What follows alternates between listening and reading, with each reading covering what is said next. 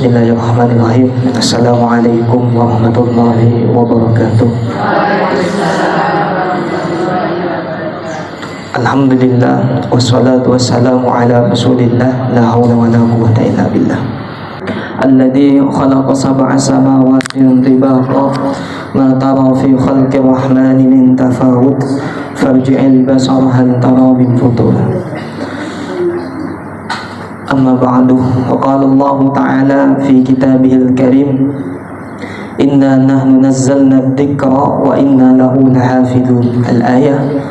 Wa qala Rasulullah sallallahu alaihi wasallam, inna hadhil qulub la tasda' kama tasda'ul hadid idza asabahu al-ma. Qila wa ma jila'uha ya Rasulullah? Kathratu dzikril maut wa tilawatul Qur'an. Al-hadits. Alhamdulillah, pada kesempatan pagi yang menjelang siang ini Allah masih memberikan kesempatan kepada kita, memberikan kenikmatan sehingga kita bisa berkumpul di tempat yang insya Allah penuh dengan barokah.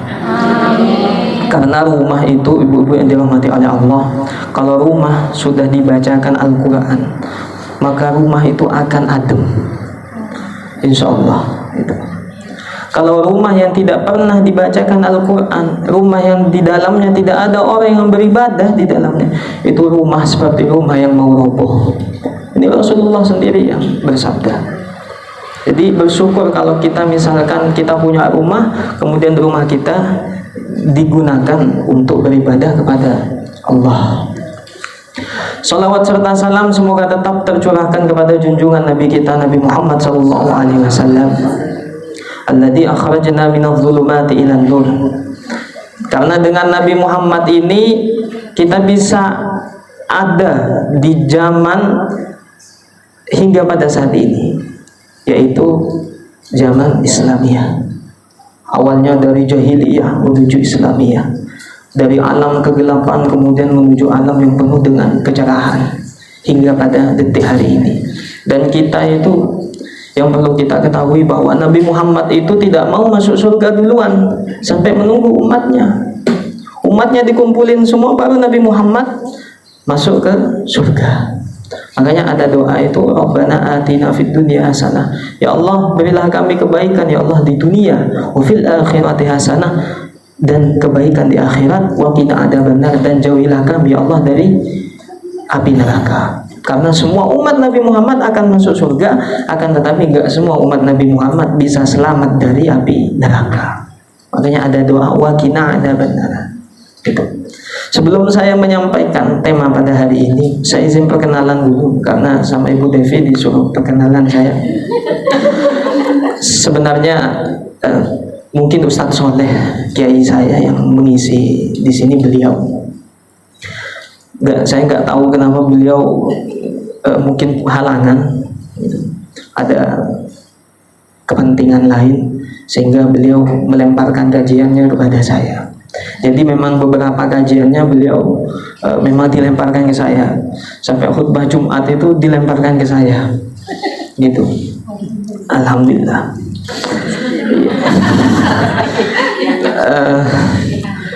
Terus saya sebelum memulai, saya perkenalan diri. Saya itu nama saya Muhammad Amin Fatwa. Saya itu dipanggil biasanya kalau di ma'had, karena saya ngajar di ma'had itu sama santri-santri, saya dipanggil Ustadz Fatwa, bukan Ustadz Amin, Ustadz Fatwa. Jadi saya mulai dari di Jogja ini 2018. Saya pernah kesini ke rumah Ibu Devi ini 2 kali. Ketika khutbah Quran bulanan rutinan itu, saya 2 kali, kemudian saya lupa lagi jalannya, makanya saya minta Sherlock ketika saya kesini. Gitu. Saya bukan asli Jogja, saya asli Madura. Saya asli Madura. Maduranya saya Sampang Ketapang. Kalau misalkan ibu-ibu ada yang mau ke Madura, saya siap, rumah saya dikunjungi, tidak apa-apa. Saya dari Madura, kemudian saya menyelesaikan Quran itu di Sleman, tepatnya di cabang Sleman. Itu saya selama 7 bulan. Jadi saya menyelesaikan Al-Quran 7 bulan. Memang saya sebelumnya gak punya hafalan sama sekali. Dan kemudian ketika itu, saya sedikit cerita ini, ketika itu mau ke Jogja, pas mau tesan, mau masuk ke Darul Firdaus, almarhum abah saya itu bilang seperti ini, nanti kalau ke Jogja nak, katanya, sama saudara, sama mbak ya, gitu, sama kakak saya. Beliau berpesan seperti itu. Jadi saya nggak ada kepikiran bahwa abah saya akan meninggal, tidak ada kepikiran seperti itu. Kemudian setelah saya diterima, orang tua saya itu tahu bahwa saya mau mondok di Jogja, tahu. Pas tepatnya tanggal 8 bulan 8 2018, saya ngimamin sholat isya, kemudian di masjid itu sama abah saya. Kemudian abah saya itu mau sholat sunnah sudah tidak bisa, kemudian sudah jatuh di situ, di masjid itu. Kemudian saya berangkat ke Jogja, belum 40 harinya, masih dalam keadaan sedih-sedih itu. Jadi saya berdoa kepada Allah, ya Allah, saya sungguh-sungguh saya pengen ngafalin Quran. Ketika saya di masjid, saya itu selalu berdoa sebelum mau tilawah itu, sebelum saya mau ngafal itu, saya selalu berdoa, ya Allah, jadikanlah pahala yang saya baca Al-Quran ini mengalir kepada kedua orang tua saya, gitu. Kemudian saya di situ sungguh-sungguh, saya nggak punya hafalan sama sekali Bu sebelumnya, sulit untuk hafal itu. Kalau kata orang sekarang kan gaya elit, hafal sulit gitu. Nah itu saya gaya saya nggak elit karena sulit juga, semuanya sulit. Nah akhirnya saya ngafal dalam waktu 7 bulan, alhamdulillah saya selesai. Kemudian saya tasmi di setoran terakhir saya kepada kiai saya, Kiai Ustadz Solihuddin itu di Bantul, tepatnya di Sewan itu yang di pusat. Sehingga saya langsung izin pulang ke beliau, saya pulang ke Madura karena ibu saya sudah lansia dan saya harus ke sana gitu. Karena saudara saya waktu itu masih kuliah dan sekarang saudara saya sudah kuliah, sudah ada yang menemani ibu saya di rumah. Akhirnya saya pergi ke sini sama Ustaz Soleh, saya disuruh ngajar di pondok itu Ma'had yang di pusat hingga hari ini. Alhamdulillah pada kesempatan kali ini saya diamanai oleh beliau untuk mengisi di sini, bertemu dengan ibu-ibu Konita Muslimah Community OTOJ, One Day One Juice. Saya lihat awalnya saya baca posternya itu tak kira sama saya ODGJ gitu. Ternyata itu ODOJ, One Day One Juice gitu. Saya waktu itu karena saya nggak pakai kacamata, saya lihatnya loh, ini gimana ya pengajarnya. Ternyata saya pas pakai kacamata, ODOJ. Alhamdulillah pada kesempatan kali ini Bu-ibu, kalau kita bukan karena nikmat dari Allah, Allah tidak memberikan kenikmatan kepada kita tidak akan sampai di tempat ini. Ada 2 hal yang ingin saya sampaikan, bahwa yang pertama adalah kenikmatan, yang kedua adalah Al-Quran. Pertama kenikmatan, yang kedua adalah Al-Quran. Kita selalu mengartikan bahwa kenikmatan itu berupa materi. Kalau kita ada uang banyak, kemudian rumah kita bagus, mobil kita banyak, baru kita akan bersyukur. Ya Allah, saya alhamdulillah ini punya ini. Tapi ketika semua itu hilang, kemudian kita lupa untuk bersyukur kepada Allah. Padahal kenikmatan itu bukan hanya diartikan dengan materi saja. Ketika kita bisa melihat, kita bisa mendengar, kita bisa berbicara, berjalan, kemudian melakukan sesuatu apapun, itu adalah nikmat yang diberikan oleh Allah. Makanya bukan bahagia yang menjadikan kita untuk bersyukur, akan tetapi bersyukurlah yang bisa menjadikan kita bisa bahagia. Itu. Saya pernah baca bukunya Agus Susanto, itu judulnya seperti ini, Takdir Tuhan Tak Pernah Salah. Takdir Tuhan tak pernah salah. Saya pernah baca bukunya ibu-ibu. Kemudian saya lihat di situ ada kisahnya Nabi Musa. Pada zaman itu di zaman Nabi Musa itu ada orang miskin dan ada orang kaya. Yang miskin semakin miskin, yang kaya semakin kaya. Gimana ceritanya kok bisa seperti itu? Ada orang miskin datang kepada Nabi Musa. Wahai Nabi Musa, engkau kan dekat dengan Allah. Kau dekat dengan Allah. Akhirnya kata Nabi Musa, terus kenapa?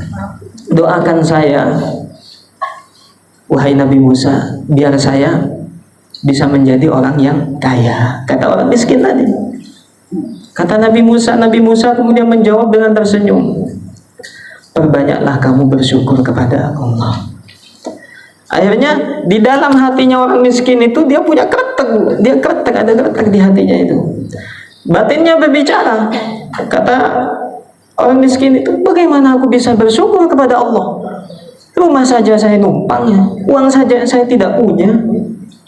Kemudian saya ini tidak punya apa-apa. Nabi Musa ini gimana ya? Masa saya disuruh bersyukur sedangkan saya tidak punya apa-apa? Kata orang miskin itu. Akhirnya orang miskin tadi itu meninggalkan Nabi Musa dengan rasa kecewa. Akhirnya datanglah orang kaya kepada Nabi Musa. Wahai Nabi Musa, saya ini bingung Nabi Musa untuk mengelola harta saya ini kebanyakan Nabi Musa. Saya bingung kata orang kaya tadi. Akhirnya kata Nabi Musa menjawab dengan tersenyum, berhentilah kamu bersyukur. Akhirnya orang kaya itu tadi bilang sama Nabi Musa, langsung mengucapkan itu, bukan di dalam hatinya lagi. Nabi Musa, bagaimana saya bisa berhenti bersyukur katanya. Sedangkan saya ini katanya bisa melihat, saya bisa mendengar berapa banyak nikmat yang telah Allah berikan kepada saya, sehingga saya ini bisa sampai seperti ini. Makanya saya tidak pernah berhenti bersyukur, wahai Nabi Musa. Kata Nabi Musa, kalau kamu pengen hartamu habis, kan, duniamu habis, berhenti bersyukur kepada Allah. Akhirnya dia meninggalkan Nabi Musa juga.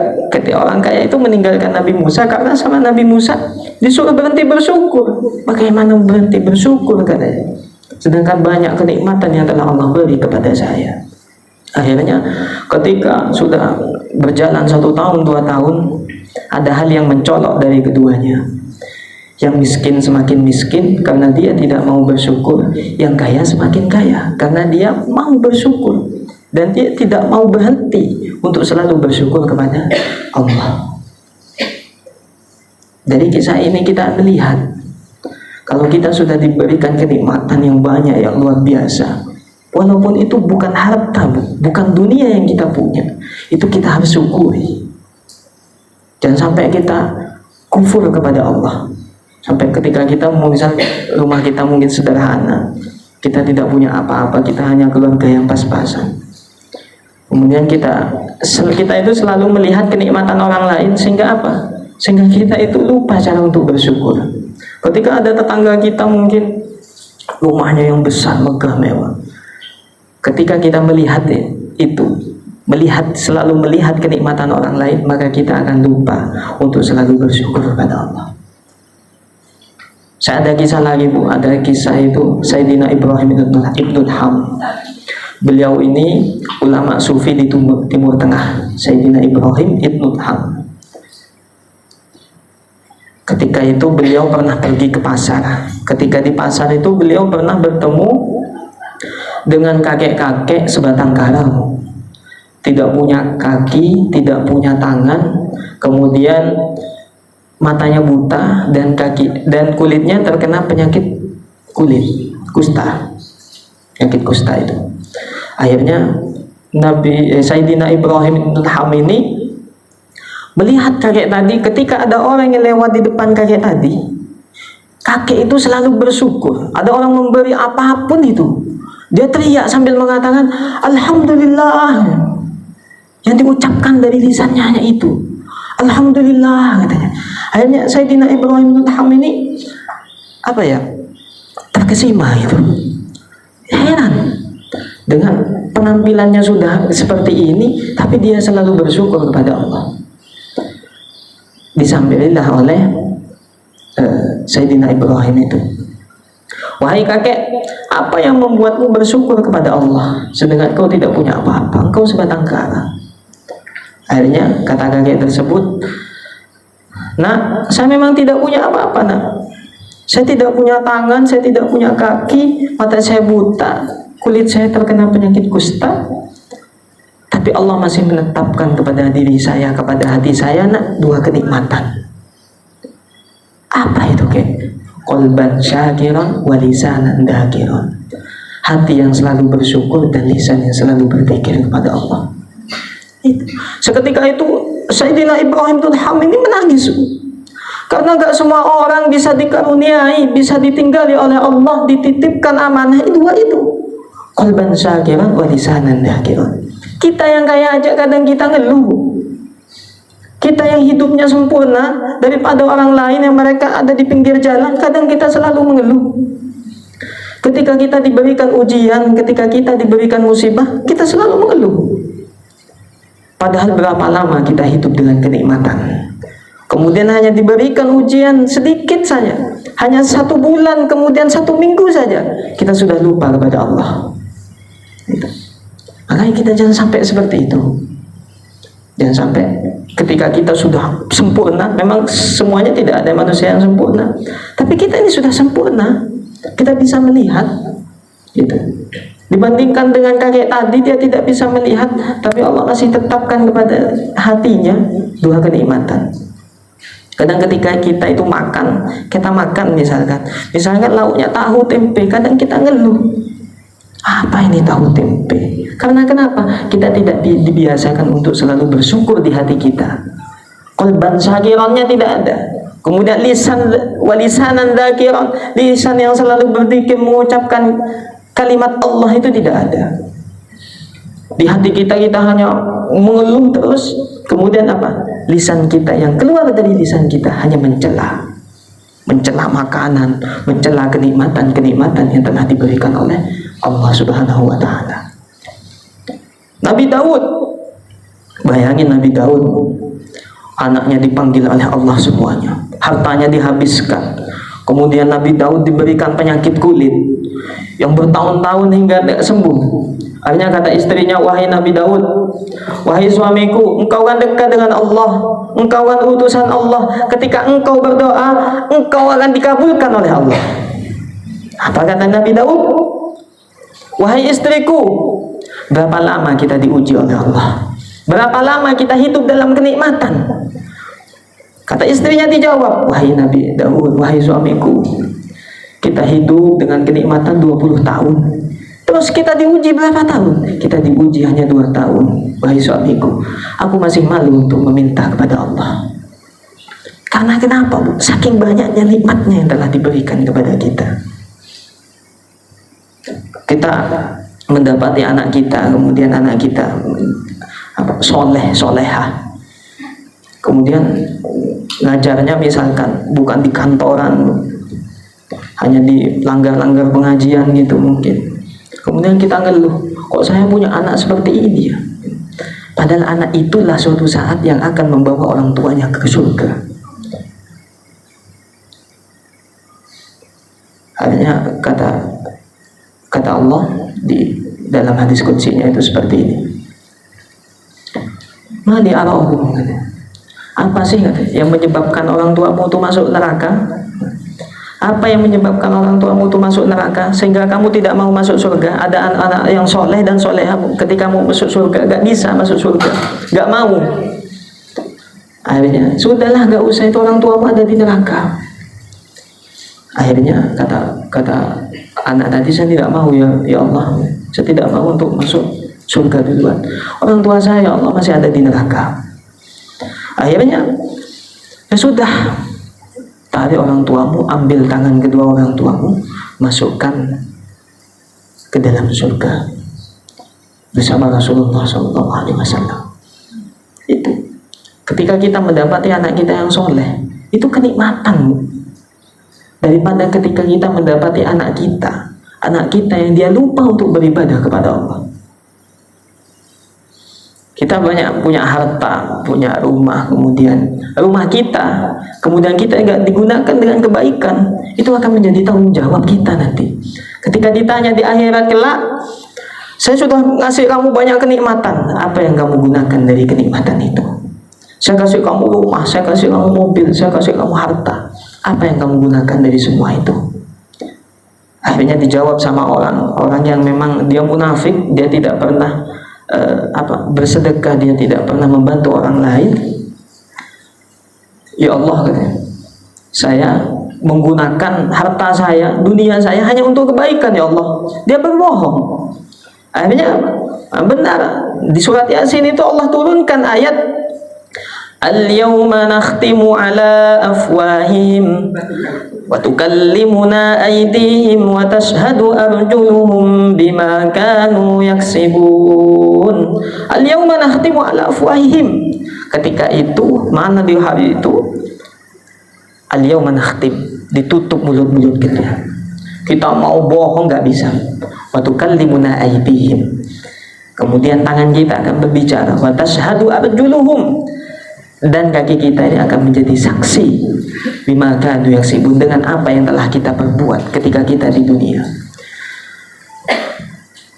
Makanya selama kita masih bisa hidup di dunia, Bu, lakukan amal kebaikan. Ketika kita sudah mendapatkan banyak kenikmatan, lakukan amal kebaikan. Karena orang yang mati, orang yang sudah meninggal, nggak pengen kembali ke dunia hanya untuk berbuat baik. Masa kita kemudian tidak ada bekal gitu. Banyak misalkan ustadz-ustadz yang ceramah, kiai-kiai, dunia itu tidak penting misalnya. Dunia itu jangan dipikirin, karena siapa dunia itu tidak penting? Dunia itu penting. Ad-dunya mazra'atul akhirah. Dunia itu tempat kita menanam. Kita menanam kebaikan itu di dunia, Bu. Kalau kita sudah menyatakan bahwa dunia itu tidak penting, bagaimana kita menanam kebaikan? Gitu. Bagaimana kita menanam kebaikan? Yang nggak boleh itu kita terlalu cinta kepada dunia. Dunia itu apa? Harta, rumah, mobil, semua ini hanya titipan. Suatu saat ketika kita meninggal, apa ada orang yang kemudian meninggal mobilnya dibawa? Apa ada dengan harta-hartanya dibawa? Kecuali orang-orang Cina, orang-orang non-muslim dan muslim.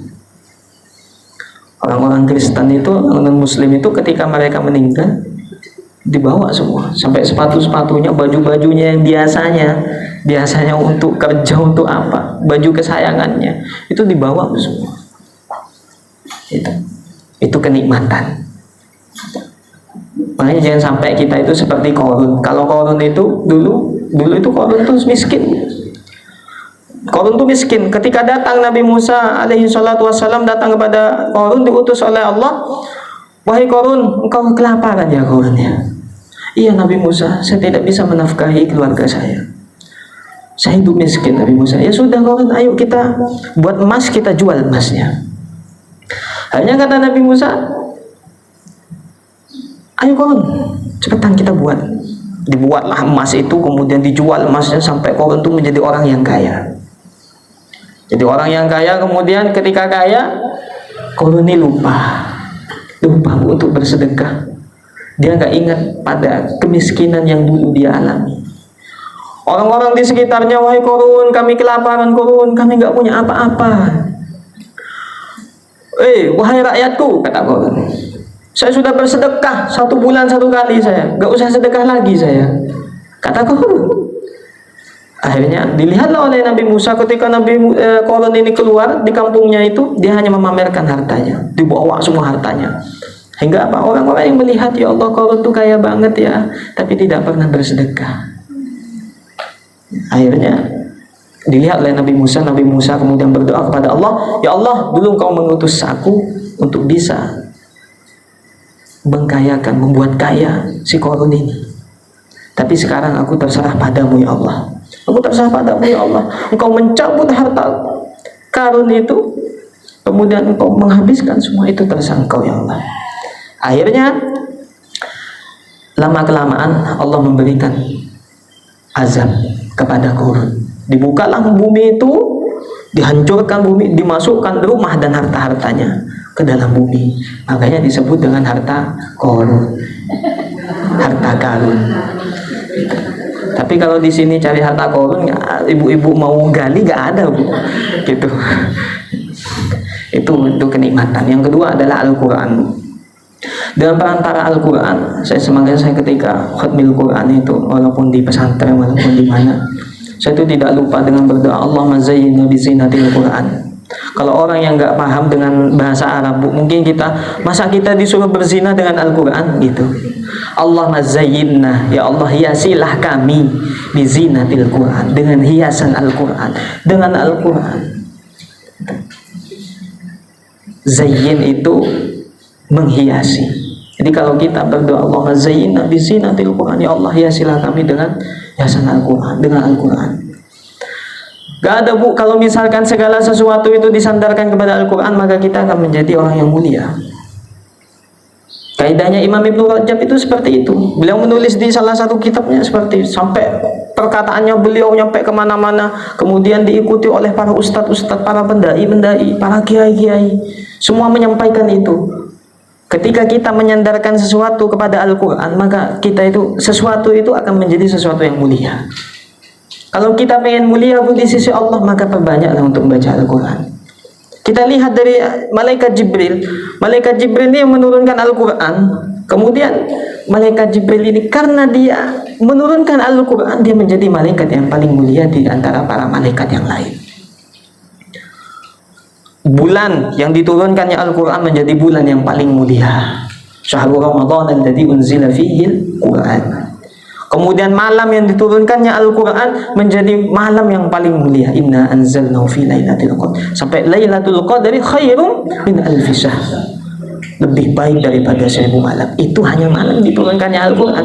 Kemudian laki-laki yang diturunkan kepada dirinya Al-Quran, Al-Quran itu sudah melekat pada dirinya, maka laki-laki itu akan menjadi laki-laki yang mulia. Contohnya siapa, Bu? Nabi Muhammad SAW. Itu. Kalau kita ingin menyandarkan kemuliaan kita kepada Allah, baca Al-Quran. Kita nggak mulia di antara manusia, tidak apa-apa. Kita nggak punya apa-apa, tidak apa-apa. Tapi kalau kita seringkali one day one juz itu tadi, kalau setiap harinya 1 juz, 30 hari itu kita hatam. Itulah yang bisa menjadikan kita mulia di sisi Allah. Karena tingkat kemuliaan itu bukan dari harta. Bukan dari kemudian kita menjabat jadi apa, kedudukan kita. Kedudukan itu bisa Allah cabut. Qulillahumma malikal mulki tu'til mulka man tasha wa tanzi'ul mulka mimman tasha. Allah itu bisa memberikan kekuasaan, bisa memberikan kerajaan kepada siapa yang Allah kehendaki, dan Allah bisa mencabut itu semua dari siapapun yang Allah kehendaki. Wa tu'izzu man tasha, dan Allah bisa memuliakan siapapun yang Allah kehendaki. Wa tudhillu man tasha, dan Allah juga bisa menghinakan orang itu dari siapapun yang Allah kehendaki. Jadi kalau kita pengen mulia, sudah, tidak usah ibadah-ibadah apa. Ketika kita tidak bisa membaca Al-Quran, kita misalnya bisu, tapi kita pakai hati ya, karena kecintaan kita kepada Al-Quran, kita melihat Al-Quran itu sudah pahala. Kalau kita bisu, kemudian kalau kita bisu kita tidak bisa melihat, kita mendengar Al-Quran itu sudah pahala.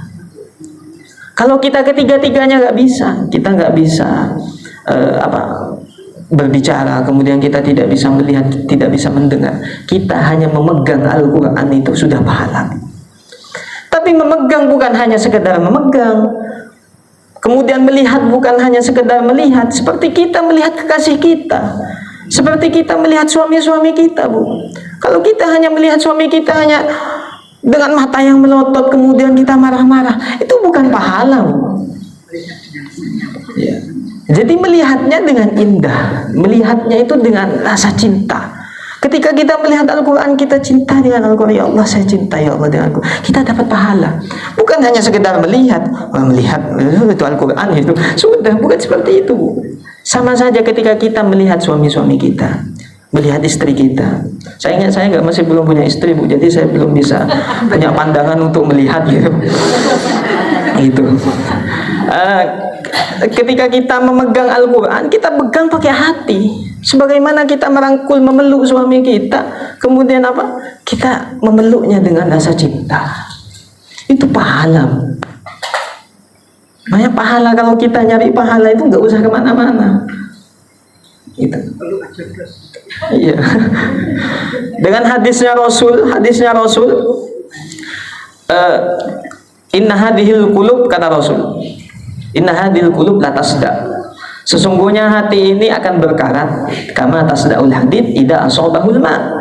Sebagaimana berkaratnya besi bila terkena air. Kemudian para sahabat bingung, kok bisa hati ini berkaratnya? Akhirnya ditanya oleh para sahabat, "Qila wa ma jilauha ya Rasulullah?" Apa ya Rasulullah pembersihnya ketika hati itu sudah berkarat? Kata Rasulullah, kathratu dzikril maut wa tilawatul Quran. Banyak-banyak mengingat kematian dan banyak-banyak membaca Al-Quran. Tak usah, Bu. Kalau hati kita sudah dibiasakan untuk membaca Al-Quran, hati kita itu bersih. Gini, kita patokannya ketika kita tidak suka dengan Al-Quran, kita jarang untuk membaca Al-Quran, berarti hati kita itu kotor. Tapi kalau kita senang membaca Al-Quran, walaupun lama, sejam, 2 jam, 3 jam, tapi kalau kita cinta ketika kita membaca Al-Quran, itu hati kita akan bersih. Itu dua tuh tadi. Banyak mengingat kematian. Kalau kita mengingat kematian ketika ada siaran inna lillahi wa inna ilaihi raji'un, ada lelayu gitu, kita mengingat bahwa kita akan mati, kita akan menghadap Allah. Itu yang bisa membuat diri kita bersih. Kemudian ketika kita banyak membaca Al-Quran, itu yang bisa membuat hati kita bersih. Hati kita ini berkarat, kata Rasulullah. Makanya sama Rasulullah sudah dikasih kisi-kisi, kayak orang ujian aja gitu. Udah dikasih kisi-kisi di Al-Quran, semua dijelasin semua. Kayak dosen ngasih ke mahasiswanya itu luar biasa itu soal-soalnya itu. Karena saya sendiri sudah merasakan itu. Ketika sudah dikasih pertanyaan ini sidang skripsi atau yang lain, Masya Allah, pertanyaannya luar biasa. Nah, ketika kita itu sebagai manusia, ada 4 hal yang bisa menjauhkan kita dari api neraka. Yang pertama adalah hayyin. Hayyin ini apa? Orang yang tidak marah, tidak mudah marah, dan jiwanya tenang. Ada 4 hal ini. Kalau kita sudah, hati kita sudah bersih, kita sudah mencintai Al-Quran, maka ada 4 hal yang harus kita jaga. Kita tidak mudah marah, kemudian apa? Teduh, jiwanya tenang. Saya mohon maaf Ibu, kiai saya itu Ustadz Solihuddin, sedikit pun perkataannya untuk marah itu saya tidak pernah menemukan, kecuali hanya kebaikan. Ustadz Solihuddin itu, ketika saya melihat beliau itu, rasanya hati saya itu sejuk gitu, kayaknya an-nur gitu. Beda dengan melihat saya. Kalau melihat saya mungkin, ini Ustadz ini gelap banget nih gitu. Karena saya kelahiran di Madura, jadi hitam gitu. Nah, Ustadz Soleh itu memang asli Jawa. Kemudian asli Jawa, biasa orang Jawa banyak putih-putihnya, baru semua seperti beliau itu Ustadz Soleh. Jadi ketika melihat Ustadz Soleh, hati saya tenang gitu. Karena melihat ulama itu memang menenangkan hati. Apalagi rumah yang didatangi dengan para alim ulama, para kiai, itu orang-orang alim, orang-orang yang hafal Quran, itu didatangi sama orang tersebut, maka rumah itu akan menambahkan keberkahan, memberikan barokah kepada penghuninya. Barokah itu apa? Barokah itu ziyadatul khair. Ziyadatul, itu menambah kebaikan. Jadi menambah kebaikan kepada rumahnya menjadi bersinar, itu menjadi adem. Dan itu orang-orang yang biasa tidak bisa merasakan itu, kecuali orang-orang yang alim. Datang ke rumah tiba-tiba menilai, kok rumah ini nggak pernah dibacakan Al-Quran, nggak bisa kita menilai seperti itu, kecuali orang-orang yang alim. Itu yang pertama hayyin tadi. Kemudian yang kedua adalah layyin. Orang yang santun kemudian lembut kata. Ketika dia bertutur kata itu lembut. Itu layyin. Allahumma layyin li qalbi. Makanya ada doa Allahumma layyin li qalbi. Ya Allah, lembutkanlah ya Allah hati saya. Itu layyin. Ketika kita berbicara dengan orang, kita berbicara dengan santun, dengan lemah lembut. Itu. Yang ketiga adalah qarib. Qarib ini adalah orang yang akrab, orang yang ramah dengan tetangganya, orang yang akrab dengan tetangganya. Kemudian menyenangkan ketika diajak bicara itu menyenangkan. Nggak pernah mau fitnah, nggak pernah mau nyindir, nggak pernah itu. Jadi enak qarib. Yang keempat adalah sahl. Ini adalah orang yang memudahkan urusan orang lain. Kalau kita sahl ini, kita selalu memudahkan urusan orang lain, insya Allah ketika kita di akhirat, maka Allah akan mempermudahkan urusan kita. Semua kita, orang-orang misalkan dia tidak pernah membaca Al-Quran, kemudian dia tidak memudahkan urusan orang lain, ketika di Shiratal Mustaqim kita tidak bisa jalan. Mungkin kita bisa merangkak, kemudian kita berdarah. Kemudian kalau kita bisa dimasukkan ke dalam surga, kalau kita dimasukkan ke dalam neraka, sudah habis kita. Karena apa? Satu penyebabnya tadi, kita tidak bisa memudahkan urusan orang lain. Jadi tidak bisa memudahkan orang lain. Itu sahl. Makanya kata Rasulullah, mau tahu kalian, aku tunjukkan orang yang diharamkan api neraka baginya. Hanya para sahabat menjawab, apa ya Rasulullah? Ada 4 hal. Kata Rasulullah, yang pertama adalah hayyin, yang kedua adalah layyin, yang ketiga qarib, dan yang keempat adalah sahl. Sahlun. Iya, sahl. S-A-H-L. Sahl. Kalau bahasa Arabnya sahlun. Sahlun itu mudah. Itu. Kalau kita sudah memudahkan urusan orang lain, insyaallah ketika kita nanti di jembatan Sirat, kita sudah membaca Al-Quran, kita one day one juz. Kemudian kita melakukan 4 hal tadi itu, insya Allah ketika kita nanti di jembatan Sirat, Allah mudahkan semuanya. Amin amin ya rabbal alamin. Satu terakhir ini saya pas tutup. Ketika kita sudah menjadi orang yang bertakwa, ketika kita sudah menjadi orang yang bersih, maka jangan pernah kita itu merasa lebih baik daripada orang lain. Kita sama Allah diperintahkan untuk bisa merubah diri kita menjadi lebih baik daripada sebelumnya, bukan menjadi lebih baik daripada orang lain. Ketika kita ada orang bermaksiat, misalkan ada orang berzina, kita mudah mengatakan bahwa orang itu berzina, dasar dia masuk neraka nanti gitu. Kemudian kita menghina tetangga kita, wah apa dia nggak pernah beribadah ini itu. Kata Rasulullah, la yamut hatta yamalu. Orang itu, orang tadi yang menghina, tidak akan mati, kata Rasulullah. Sampai apa? Sampai dia melakukan dosa itu. Kita meremehkan orang-orang yang berzina, kemudian kita mengatakan, oh kamu neraka zina, kamu neraka. Karena kita beda, Bu. Ketika kita menegur orang, kemudian kita meluruskannya, itu bukan seperti kita meluruskan orang, tapi kita itu malah merendahkan orang itu. Kalau saya misalkan kemudian menghina orang yang berzina, orang yang berlaku maksiat, dasar kamu berlaku maksiat, kamu dosa, ahli neraka kamu, gitu. Akhirnya apa? Saya tidak akan mati, kata Rasul, sampai saya melakukan dosa itu, sampai saya bisa berzina, sampai saya bisa mencuri. Itu hati-hati. Makanya syairnya Gus Dur itu benar. Akeh kang afal Quran hadithe nyeneng kafir ke marang liyane, gitu kan.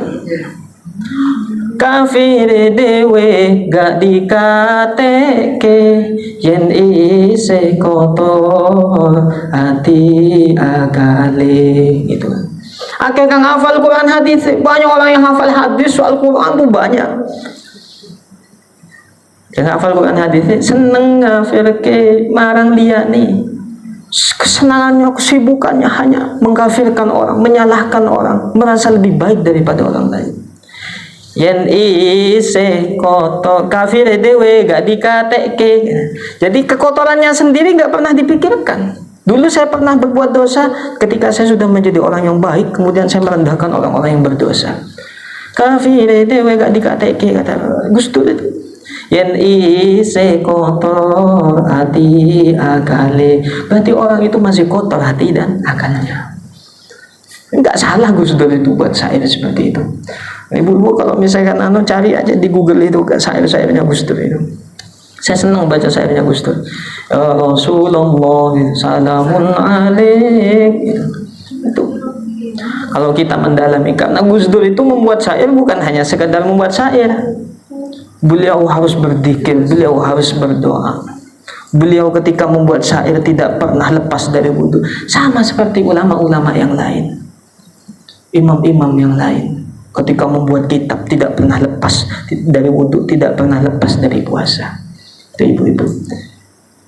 Jadi kalau kita nanti sudah menjadi orang yang baik, kita tausiah kita banyak dari ustaz-ustaz, dari kiai, para habaib, ustazah, kemudian kita senang, kita itu senang ngafirki marang liyane itu, maka kita itu masih kotor hati dan akal kita masih kotor. Makanya jauhilah perbuatan hal-hal yang mengundang kita itu bisa memasukkan kita kepada neraka. Itu mungkin demikianlah yang bisa saya sampaikan. Mungkin kalau mau lebih lanjut lagi jangan pas di waktu ini, mungkin di luar waktu yang lain gitu. Karena kalau misalkan ini bisa dilanjut terus sampai sore bisa. Saya pernah itu pas ngisi kajian itu sampai 2 jam, kemudian setengah jamnya ada pertanyaan lagi. Pertanyaannya 3, awalnya 3, itu jadi 10, jadi 5 pertanyaannya. Itu tambah lagi 1 jam. Jadi ceramah itu pas 2 jam, kemudian ditambah dengan sesi pertanyaan, itu luar biasa itu. Gitu. Iya. Itu ibu-ibu. Itu saja, mungkin semoga tausiah saya ini bisa bermanfaat bagi diri saya pribadi, kemudian bagi para jemaah Konita Muslimah Community. Semoga persahabatan ini, Bu, perkumpulan ini akan sampai ketika nanti kita di surganya Allah. Ketika di surganya Allah, misalkan dari ibu-ibu yang ada yang masuk surga, kemudian saya masuk neraka, tolong panggil saya, Bu, di neraka. Ya Allah, dia dulu itu dulu yang ngisi tausiah ya Allah gitu. Jadi saya panggil, Bu. Kalau misalkan saya ada di neraka, saya panggil saya. Karena nggak ada yang tahu, Bu, kita masuk neraka atau masuk surga itu saya nggak tahu. Cuma kita hanya bisa berusaha untuk selalu berbuat kebaikan ketika di dunia. Karena tadi ad-dunya mazra'atul akhirah, dunia itu tempatnya menanam. Gitu. Demikianlah yang bisa saya sampaikan. Semoga bisa bermanfaat bagi diri saya pribadi dan para jemaah. Kurang lebihnya saya mohon maaf, ibu-ibu yang dirahmati Allah. Ihdinas siratal mustaqim, siratal ladzina an'amta 'alaihim ghairil maghdubi 'alaihim waladdallin. Assalamualaikum warahmatullahi wabarakatuh. Waalaikumsalam.